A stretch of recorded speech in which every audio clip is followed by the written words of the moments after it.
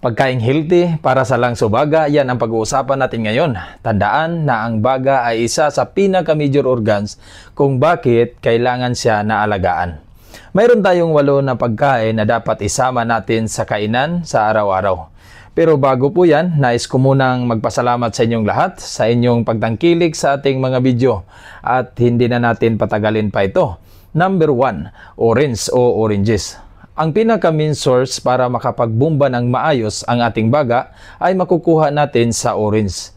Ang electrolytes. Kailangan ng baga natin ng electrolytes para mapanatili nito ang maayos na pagbumba ng baga at maiwasan ang pagkahingal. Number 2, kamatis. 2 kamatis araw-araw, luto man ito o hindi, ang mahalaga makakaubos ka ng 2 kamatis sa araw-araw. Dahil ang lycopene content ng kamatis ay makakatulong para hindi humina, hindi lumiit ang pangsyon ng baga mo.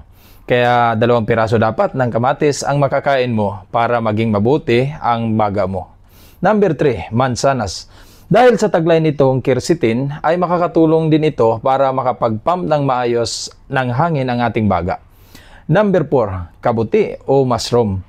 Ang kabuti ay may taglay na natural vitamin D na ang vitamin D ay mahalaga sa ating baga, lalong-lalo na sa ating immune system. May iba pang mapagkuhaan ng vitamin D na natural tulad ng araw.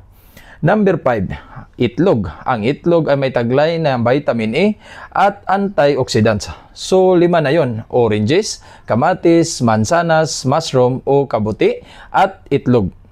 At ang number 6, isama nyo na rin sa inyong araw-araw na pagkain ang salmon, isang uri ng isda dahil sa taglay nitong omega-3 at omega-6. Tandaan nyo palagi na ang omega-3 fatty acids ay tumutulong para tanggalin ang pamamaga nito o piniprevent ang pamamaga ng baga.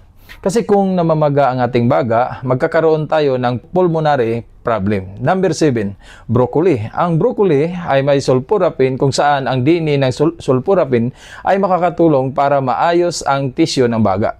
Kaya napakaganda ng broccoli. Kaya sa mga bata na hikain o mahihina ang baga, turuan nyo sila na kumain ng broccoli.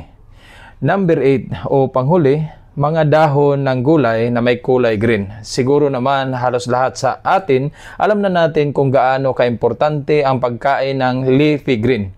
Malaki ang may tulong nito sa ating katawan, lalong-lalo na sa ating lungs o baga. Okay, kung sakaling sa tingin mo may natutunan ka sa video na ito, baka pwede ako makahingi ng konting pabor. Baka pwedeng pindutin ang subscribe button at mag-iwan ka lang din ng isang mainit na likes.